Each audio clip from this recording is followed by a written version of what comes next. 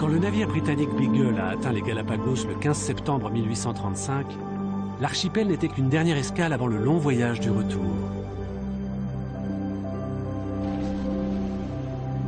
La mission du bateau était la cartographie des côtes sud-américaines. Il naviguait depuis 3 ans et n'avait plus que 5 semaines à consacrer à l'archipel.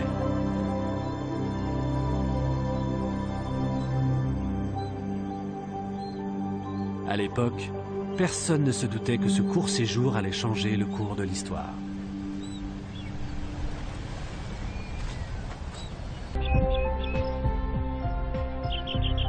Il a observé les oiseaux avec leurs becs différents, sans deviner que c'étaient tous des pinsons.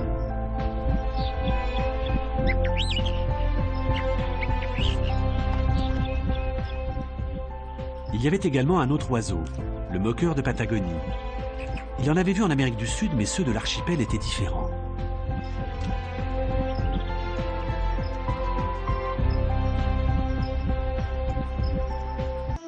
Darwin s'est alors posé une question fondamentale. Pourquoi ces petites îles bénéficient-elles d'une vie sauvage si étrange et si exceptionnelle?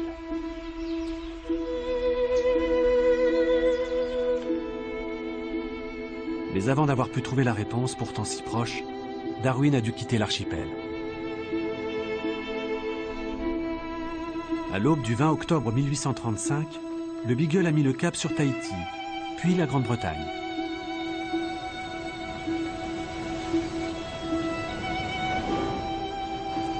Mais les îles Galapagos n'avaient pas fini de faire parler d'elles, car elles avaient ensorcelé le scientifique.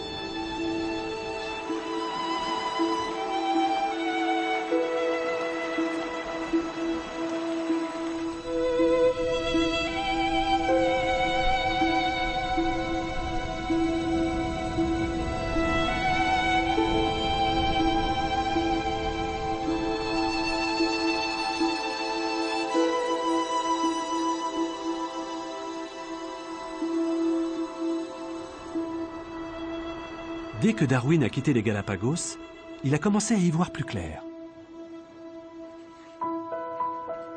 Durant le long voyage du retour, il a pu étudier ses collections d'échantillons et un spécimen en particulier, le moqueur des Galapagos, a attiré son attention.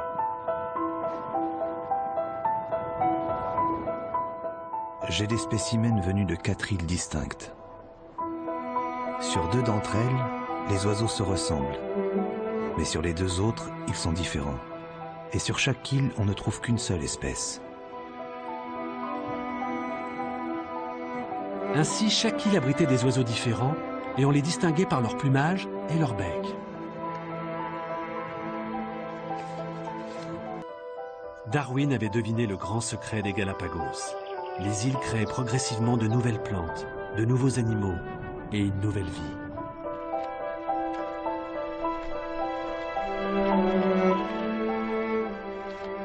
Il a cherché à voir si c'était la même chose chez d'autres espèces que le moqueur. Il avait bien une collection très complète de géospies avec leurs becs différents, mais comme il n'avait pas pensé à noter le nom de leur île d'origine, il n'a pas pu aller plus loin.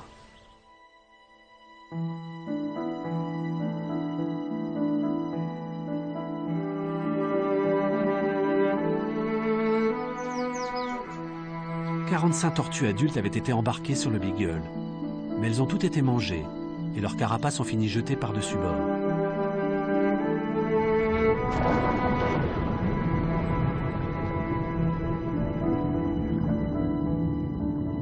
Comme il n'est jamais revenu dans les Galapagos, Darwin n'a pas pu étudier le développement des becs des géospies et des carapaces des tortues. Mais le moqueur des Galapagos l'a mis sur la piste de la théorie de l'évolution.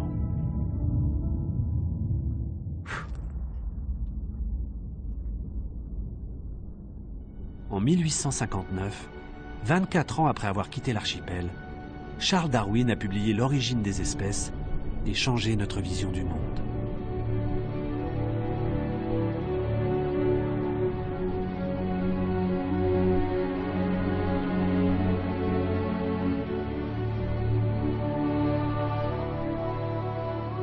Jusqu'à la fin de sa vie, il n'a cessé de répéter que ces îles mystérieuses étaient à la base de toute sa pensée.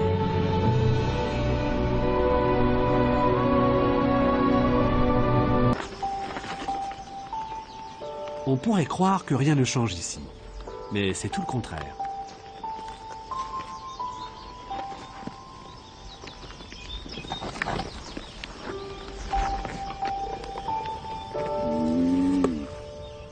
Les descendants de ces tortues auront peut-être une carapace légèrement différente, ce qui leur donnera un peu plus de chances de survivre sur leur île.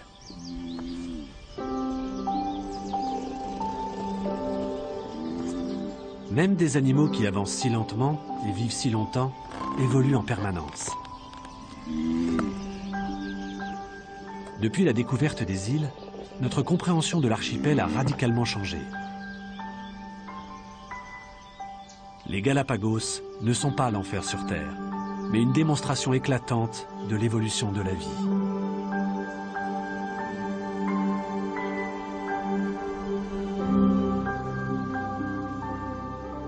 Ici, dans ce petit monde isolé, nous semblons toucher du doigt le fait suprême, le mystère de tous les mystères, l'apparition de nouvelles créatures sur cette terre.